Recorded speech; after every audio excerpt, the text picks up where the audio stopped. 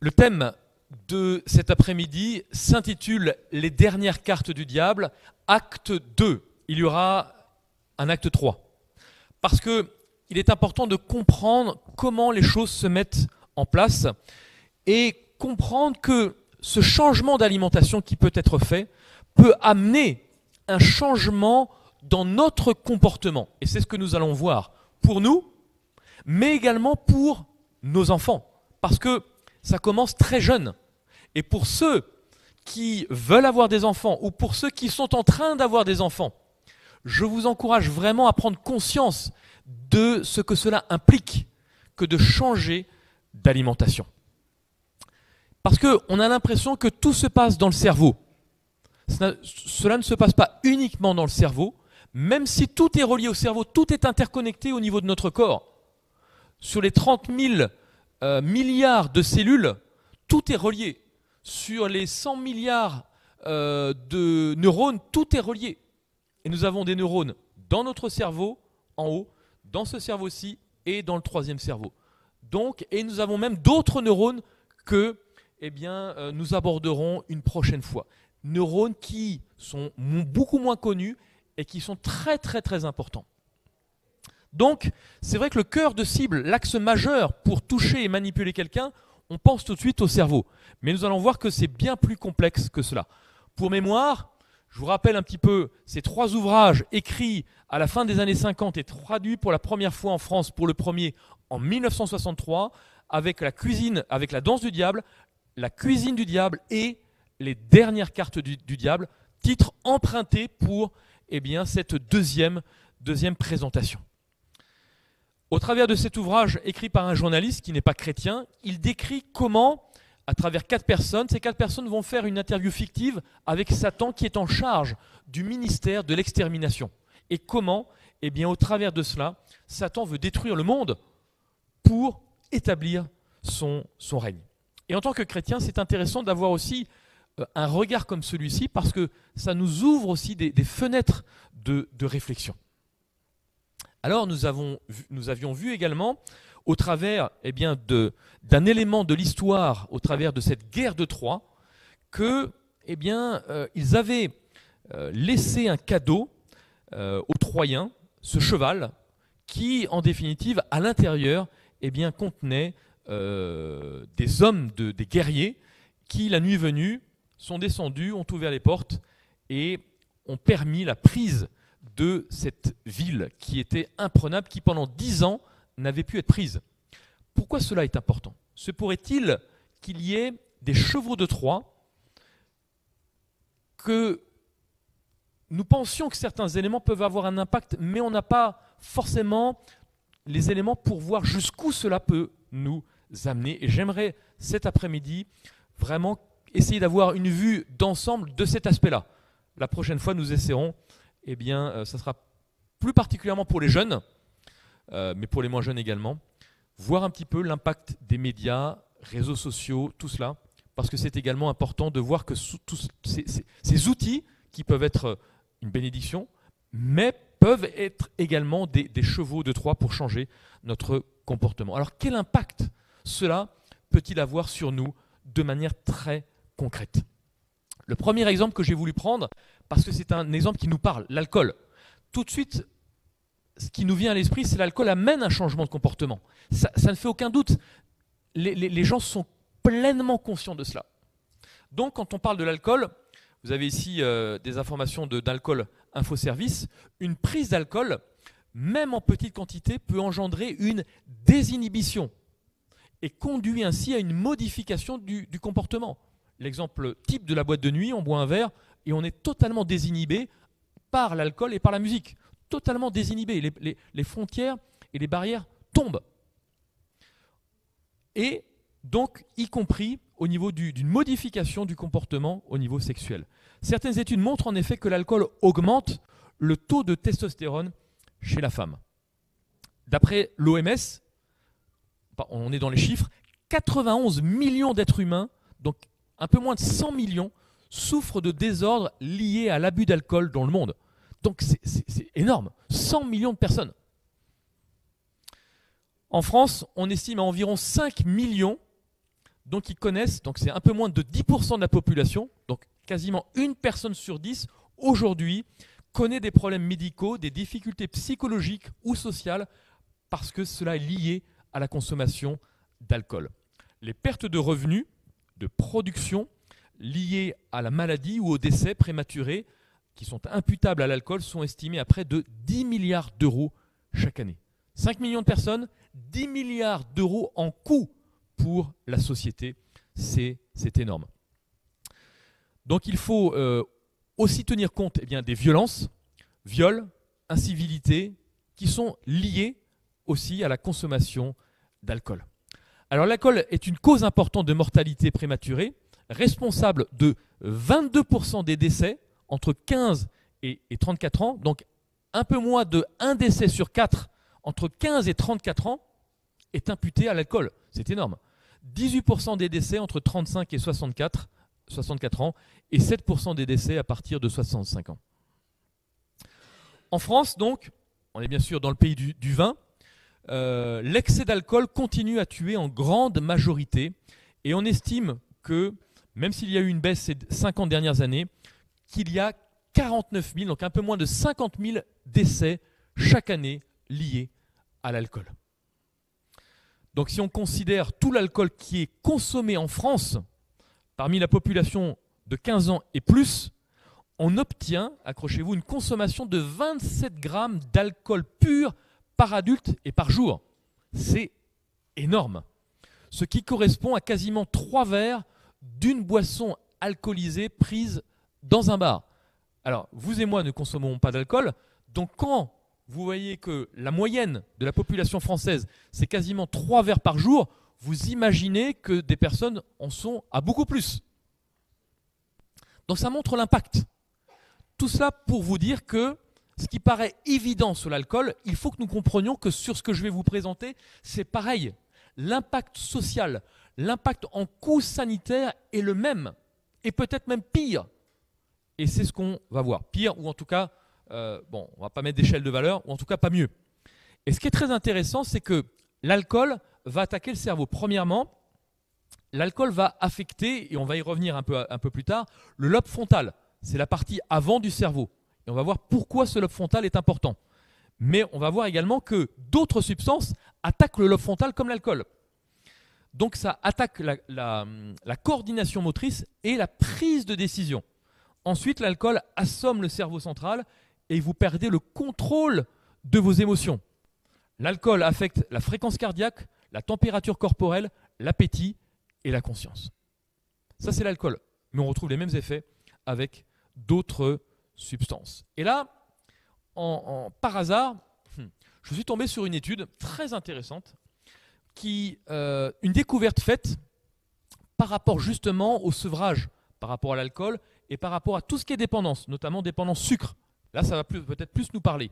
On a découvert un gène, c'est un gène bêta-clotho, et ce gène nous permet de réguler notre envie de boire. Mais ce gène, alors je me suis dit, mais c'est intéressant, comment est-ce que c'est sécrété ? Qu'est-ce qui se passe ? L'étude a permis de mieux comprendre le rôle d'une enzyme. Cette enzyme, on l'appelle c'est FGF21. Cette enzyme est déterminante parce qu'elle est sécrétée par le foie et elle va réguler la consommation d'alcool au niveau cérébral. Et les chercheurs donc pensent que cette protéine, produite par le gène KLB, joue un rôle important dans l'axe cerveau-foie, dans la libération de cette enzyme. Donc, je me suis rendu compte que les chercheurs sont en train de trouver des solutions, de créer des médicaments pour que des médicaments puissent sécréter cette enzyme. Je me suis dit, mais pourquoi travailler sur un médicament alors que peut-être on peut le faire naturellement ? Et là, ça serait quand même plus intéressant parce que l'alcool, c'est une chose, mais l'addiction au sucre et à certains aliments, là, quasiment tout le monde est concerné. Et puis, tout d'un coup, une autre étude, INRA, CNRS, INSERM, l'appétence pour le sucre, de nouveaux éléments pour comprendre la régulation d'une hormone sécrétée par le foie. Et là encore, on nous parle de cette enzyme ou protéine FGF21. Et dans ce dialogue entre le foie et le cerveau, cette protéine FGF21, une hormone produite de manière prédominante par le foie, intervient, et écoutez bien, en exerçant divers effets métaboliques, parmi lesquels le contrôle de l'appétence pour le sucre et l'alcool. Donc là encore, ça confirme. Je me suis dit, mais mince. Et là, tout d'un coup, je tape deux mots, FGF21, et le nom d'une molécule naturelle que l'on trouve dans un produit qui s'appelle zéro sucre, qui ne contient que cela. C'est-à-dire que ce produit, j'ai trouvé 10 études cliniques qui montrent qu'on a une régulation de cette enzyme, et ça permet régulation de la glycémie avec des taux de régulation du diabète de l'ordre de 90 à 100%, c'est quand même énorme, mais surtout, derrière, le contrôle de l'appétit, le contrôle par rapport à l'alcool. Et là, je me suis dit, c'est énorme. Parce qu'on le fait totalement de manière naturelle, en relançant le processus pancréatique et le processus hépatique, qui sont deux éléments qui bloquent la création et la sécrétion de cette enzyme, parce que le rôle métabolique de ces deux organes n'est plus capable de sécréter à nouveau cela. Donc, il y a un rôle très intéressant dans le fait de pouvoir réguler cette dépendance et cette addiction. Deuxième élément, on est sur l'alcool, maintenant on va passer au microbiote, mais avec un autre, on peut parler beaucoup du microbiote, et je pense qu'on c'est pas fini. Pourquoi c'est important? Parce que dans le comportement, et là je suis sur un axe comportemental. Une des premières études qui a été faite et qui a permis de comprendre le rôle et l'importance du microbiote. Donc il y a eu plusieurs recherches qui ont été faites, et c'est une recherche qui a été faite sur des souris. Et là, parmi ces études, une équipe de chercheurs de l'INRA a démontré que chez les rongeurs, il y avait un élément très intéressant. Donc d'un côté, un groupe de rats qui est né, élevé dans un milieu stérile, avec un tube digestif dans lequel il n'y a pas eu de bactéries. Et de l'autre, on a des animaux qui ont grandi à l'air libre et qui, naturellement, ont développé un microbiote normal. Placés dans des situations identiques, les deux groupes n'ont pas du tout réagi de la même façon. Les premiers ont adopté un comportement à risque, alors que ceux qui avaient un microbiote normal ont été beaucoup plus prudents. Intéressant. Donc on ne prend pas conscience du danger. Changement comportemental. Comme si les bactéries, le fait d'avoir un microbiote et d'avoir développé ces bactéries, les avait protégées contre une trop grande prise de risque face au danger. Plus étonnant encore, les chercheurs ont interverti le microbiote des deux groupes. C'est-à-dire qu'on a fait un prélèvement de bactéries dans le premier groupe, on a transplanté ces bactéries dans le deuxième et inversement. Les rats donc d'une lignée docile, groupe 2, qui avait un microbiote normal, le fait d'avoir transplanté des bactéries de souris dans lesquelles il n'y avait rien, milieu stérile, qu'est-ce qui s'est passé?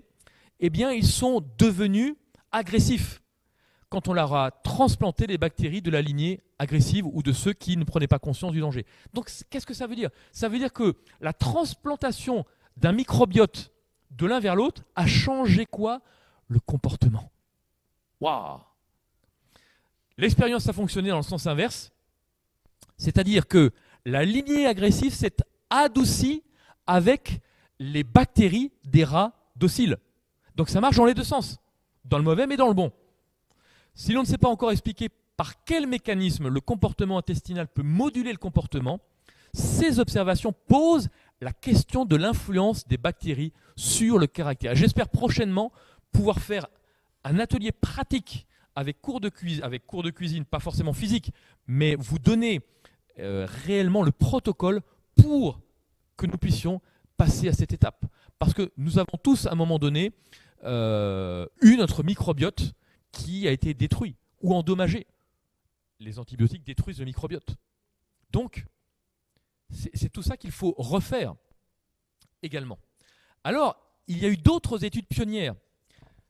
Elles servent à convertir les aliments en énergie, donc ces bonnes bactéries, à synthétiser des vitamines ou encore participent à la maturation du système immunitaire. Les milliards de bactéries qui composent l'intestin jouent un rôle essentiel pour l'organisme Et écoutez bien, depuis quelques décennies, les chercheurs étudient également leur impact sur le comportement, parce que c'est une clé. Alors certains maintenant essayent de travailler sur des transplantations de matière fécale, c'est-à-dire qu'on prend des bactéries de matière fécale d'un donneur considéré comme sain et on les transpose chez quelqu'un qui a des problèmes de microbiote. Mais le problème, c'est qu'on se rend compte que finalement c'est un jeu très dangereux, parce que quelque part vous êtes en train de jouer sur le changement de caractère d'une personne à une autre. Et là on joue aux apprentis sorciers. Donc cette hypothèse improbable n'aurait pas vu le jour sans les travaux d'une université au Japon. L'équipe japonaise a démontré que des souris axéniques, donc qui n'ont pas de microbiote, sont plus stressées que la normale et suractivent l'axe du stress. Et c'est là où on a fait des études sur le microbiote. Quelques années plus tard, un professeur canadien et son équipe ont traité des souris avec des antibiotiques susceptibles de tuer certaines bactéries de la flore intestinale. Résultat, les souris ont adopté un comportement anxieux anormal et ont connu une modification de leur taux de BNDF, qui est une protéine intervenant sur la croissance et la survie des neurones. Je ne sais pas si vous voyez l'impact que ça a, mais ça va très très très loin. C'est-à-dire que là, grâce à cette étude avec ce professeur canadien, on se rend compte que finalement, on a réussi en modifiant le taux de cette protéine, on intervient sur la croissance et la survie des neurones. Et on va voir pourquoi c'est important dans quelques instants. Une fois le traitement arrêté, ces symptômes disparaissent. Et c'est ça qui est intéressant. C'est que c'est réversible. On peut vraiment inverser les choses. Un peu plus tard encore, la même équipe réalisait une expérience encore plus surprenante. Ils ont fait un transfert de microbiote entre deux groupes de souris définis comme curieux et intrépides et un autre timide, hésitant et peureux. Résultat, les comportements des deux groupes se sont totalement inversés. Donc on voit très clairement, on change le microbiote, on change le comportement des souris ou de l'être humain. Et enfin, une étude. En 2012, en Irlande, on a également fait des recherches sur les bactéries intestinales qui régulent le taux de sérotonine. Donc on en reparlera également. Et l'acide, donc ce qu'on appelle communément le GABA, qui sont deux neurotransmetteurs très importants qui jouent un rôle dans l'humeur, dans le contrôle de l'humeur. Et une injection de ces bactéries a permis de réguler l'humeur des rongeurs et de diminuer leur risque de tomber en dépression. Et là encore, on pourra revenir à cela. Donc, finalement, pourquoi c'est important ? Parce que le gros problème, c'est qu'en endommageant notre microbiote, on risque de tomber en dysbiose, c'est-à-dire d'avoir un milieu en termes de bactéries qui n'est composé que de mauvaises bactéries. Et tout cela, cette dysbiose, on peut y arriver avec tout ce qui est polluant, toxines, additifs alimentaires, on va y revenir, édulcorants, alimentation inadaptée, le stress, la prise de médicaments comme les antibiotiques et les anti-inflammatoires. La ménopause peut jouer aussi un rôle, donc il est important de préparer aussi sa ménopause, l'alcool, le sport intensif et les infections bactériennes. Donc cette dysbiose va avoir, et cette modification, un changement sur le fonctionnement du système nerveux central. Et le terme de dysbiose fait référence à des situations dans lesquelles une altération de la composition du microbiote peut potentiellement occasionner des effets négatifs sur l'autre, sur la personne. Alors, il y a quatre aspects, 4 mécanismes. Premier mécanisme, c'est la modification de la perméabilité intestinale, on y reviendra. Deuxième, la modulation de l'inflammation locale et périphérique. Troisièmement, la diminution de l'absorption de nutriments. Et quatrièmement, l'activation ou la désactivation du système nerveux autonome. Finalement, mais notre corps est très complexe et si on joue sur certains aspects, sur certains mécanismes, finalement, tout est chamboulé. Voilà un petit peu le microbiote, son rôle métabolique qui favorise la digestion, ce rôle de barrière, de défense et de maintenance. Et tout ça peut être complètement anéanti si on apporte au corps les bactéries ou les éléments qui vont faire que les bonnes bactéries ne vont plus survivre. Donc le microbiote, c'est 100 000 milliards de bactéries. Ça pèse, je crois, 2 kilos en moyenne, donc c'est énorme. Hein. Fonction digestive, métabolique. Donc métabolique, c'est-à-dire permet d'avoir un bon métabolisme graisse-sucre, immunitaire, neurologique. Ça participe à l'assimilation des nutriments. Donc vous avez des fois des personnes qui sont en carence chronique. Pourquoi? Parce que certains aliments vont permettre d'acidifier le corps. L'acidification, le stress, tout ce qu'on vient de voir, permet d'élargir ce qu'on appelle les jonctions serrées. Et donc finalement, toutes les mauvaises molécules, les protéines de lait passent au travers et ça crée des problèmes. Donc absorption des acides gras, etc., etc. Et ça amène des maladies neuropsychiatriques, obésité, diabète, cancer, maladies intestinales, chroniques, inflammatoires. On voit aujourd'hui donc ce lien direct entre l'impact du microbiote, notre cerveau, nos émotions, la capacité de prendre des décisions, donc finalement le changement de notre comportement. On en arrive à un autre axe, c'est directement le changement d'alimentation, mais là sur un axe purement sur un axe pratique, mais là je parle de la méthode agricole, c'est-à-dire la manière dont on cultive aussi nos aliments. Parce qu'on est passé d'un système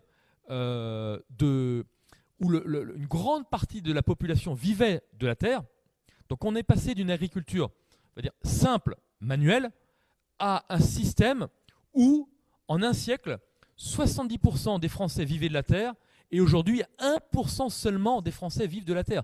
Donc, le gros problème, c'est que on a fait un chèque en blanc à des gens qui sont censés nous nourrir ou cultiver ce qui va aller dans nos assiettes. On leur a fait un chèque en blanc en disant débrouillez-vous, c'est votre business, et sans se rendre compte qu'ils sont en train de nous tuer à petit feu. Et donc, 70% à 1% de la population qui vivait de la terre, pourquoi c'est dramatique? Déjà parce qu'on ne contrôle plus ce que l'on met dans notre assiette, et on a totalement perdu, et on va le voir dans un instant, cette relation à la terre. Ce qui fait qu'aujourd'hui, c'est le type d'agriculture que nous avons. Une agriculture massive dans laquelle la perte en nutriments est terrible. Et pourquoi c'est important? Dans le sud de l'Espagne, il existe un lieu où l'on produit des tomates, des légumes pour toute l'Europe. Certains arrivent dans vos assiettes, mais à quel prix? Là-bas, vous allez le voir, les conditions de travail semblent d'un autre temps. Marc de Chevigny et Jean-Philippe Eckert ont passé 48 heures dans ce temple de la folie productiviste. Regardez. Les Espagnols l'appellent la mer de plastique. À perte de vue, 33 000 hectares de serre, 3 fois la surface de Paris. Avec la muraille de Chine, c'est le seul ouvrage humain visible à l'œil nu depuis l'espace. Plus de 2 millions de tonnes de concombres, de courgettes, de poivrons et surtout de tomates sont produites ici chaque année.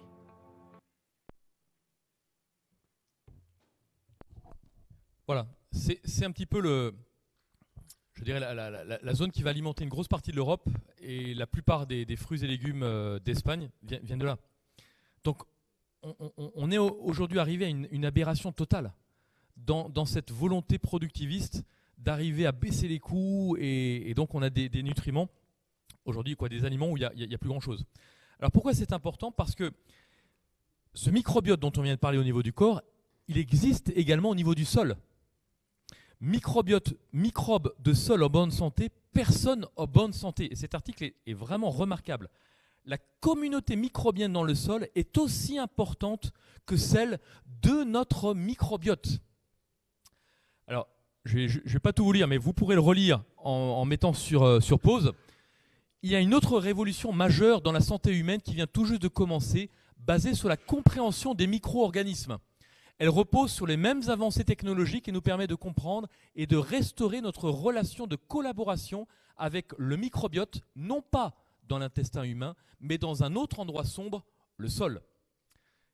Tout comme nous avons inconsciemment détruit des microbes vitaux dans l'intestin par l'abus d'antibiotiques et d'aliments hautement transformés, nous avons imprudemment détruit le microbiote des sols, essentiel à la santé des végétaux, en abusant de certains engrais chimiques, fongicides, herbicides, pesticides, et de l'insuffisance de matières organiques sur lesquelles ils se nourrissent, et le labour intensif. Écoutez bien maintenant la petite séquence vidéo qui suit, elle est très intéressante. La plante passe par des phases où elle est sous contrainte, c'est-à-dire qu'elle souffre, entre guillemets. Elle souffre de sécheresse, elle peut souffrir d'une forte température à certains moments de la journée. Lorsqu'une plante souffre, elle fabrique des vitamines, des composés organiques, des molécules, des phénols, des choses comme ça. Et ça contribue aussi à la qualité du fruit, bien sûr. D'accord. Une plante qui doit se battre est une plante qui fabrique de bons fruits. Et si c'était ça l'explication de la perte des nutriments?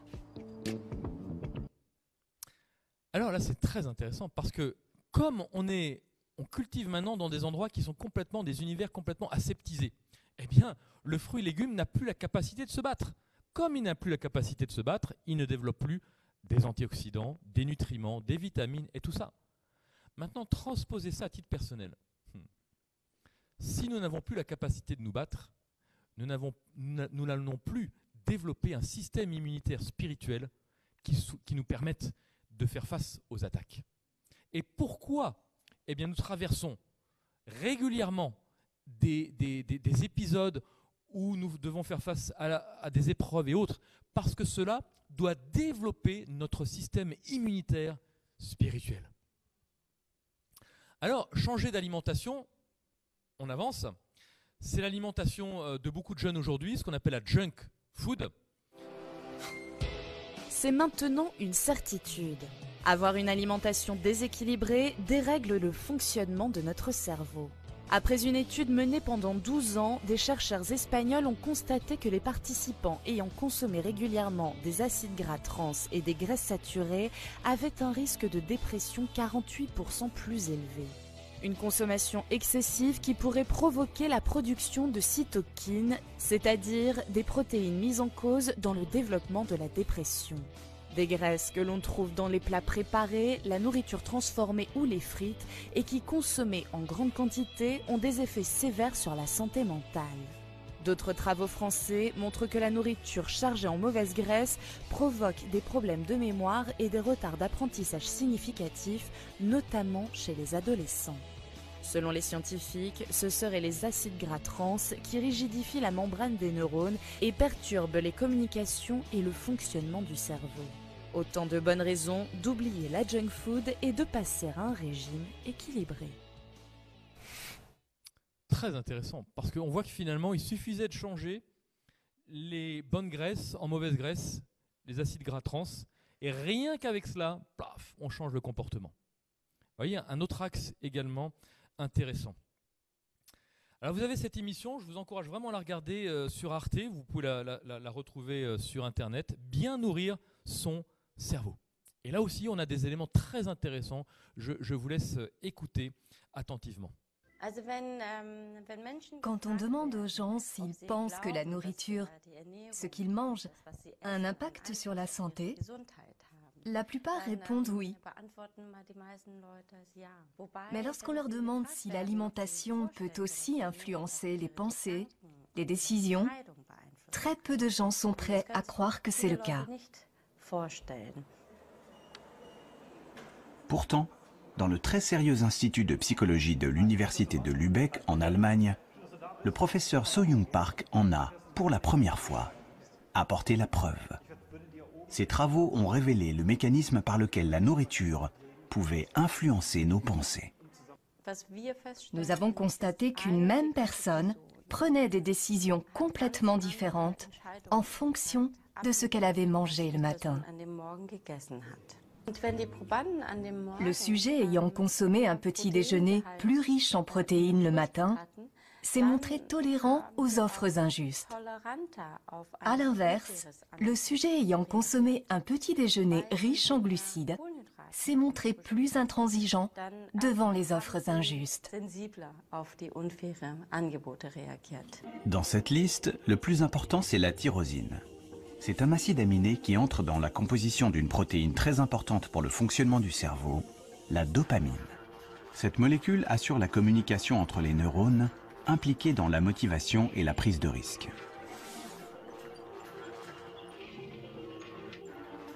Les résultats des analyses montrent que les sujets qui présentent un taux plus élevé de tyrosine dans le sang sont ceux qui acceptent plus facilement l'offre inéquitable. Nous supposons donc que l'augmentation de tyrosine dans le sang augmente la quantité de dopamine dans le cerveau, qui à son tour change le comportement. Autrement dit, en quelques heures, ce que nous mangeons modifierait subtilement la chimie du cerveau et donc la communication entre les neurones, suffisamment pour orienter certaines de nos décisions. Dans la mesure où nous mangeons 3 fois par jour, chaque jour, nous réalisons que la nourriture possède un immense pouvoir, celui de modifier et de modeler l'homme. Il est donc indispensable de réfléchir à la manière dont nous pouvons nous servir de l'alimentation pour favoriser notre bien-être ou optimiser notre état mental. Entre les carences alimentaires qui ramollissent le cerveau, perturbent les humeurs, et le menu qui interfère avec les décisions du quotidien, il est de plus en plus clair que l'alimentation joue un rôle prépondérant dans notre vie psychique.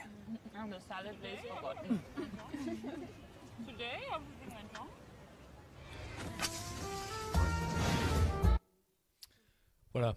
Donc, c'est là où on voit très clairement le lien qui est fait, parce qu'on pense que ce sont nos pensées qui vont décider de nos actes. Mais nos pensées sont la résultante d'autre chose. Et c'est pour ça que c'est important de revenir à l'origine même de ce qui va permettre d'avoir telle ou telle pensée. Et un autre axe majeur également, c'est le glucose, puisque notre cerveau aujourd'hui a besoin de glucose. Est-ce que l'alimentation a un effet sur le cerveau et le comportement? On vient de voir oui, et on va voir un autre axe qui est complémentaire. Peut-on faire des crises de rage, des accidents cérébraux, des crises de démence, devenir violent et délinquant à cause de ce qu'on mange? Oui. Comment guérir de troubles neurologiques, psychologiques ou comportementaux en modifiant simplement son alimentation? Vous voyez, ça va loin. Au total, donc, au niveau du cerveau, plus de 40 substances lui sont indispensables. Parmi elles, vous avez les fameux acides gras, donc oméga 3, qui participent à la structure du cerveau. Nous avons également le glucose, qui est appelé le carburant principal du cerveau. Il provient des glucides qui devraient représenter plus de la moitié de notre apport énergétique quotidien.